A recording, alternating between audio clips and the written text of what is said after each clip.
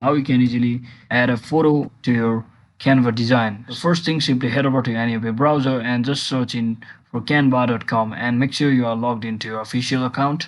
And then from over here, just click on any of the design you want. So I'll just click on my social media design and choose it for an Instagram post. So once I am here, to upload a photo or to add a photo on your Canva design, all you have to do is just click on this upload section, and from over here just click on upload files, which will take you to your destination folder.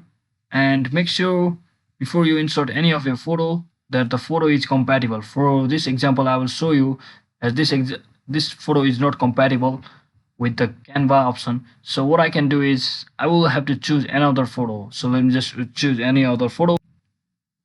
So as you can see, I have chosen another photo just like this. So I'll just click on the photo, that particular photo, and open it, and you can see it's being uploaded in my image section of the Canva.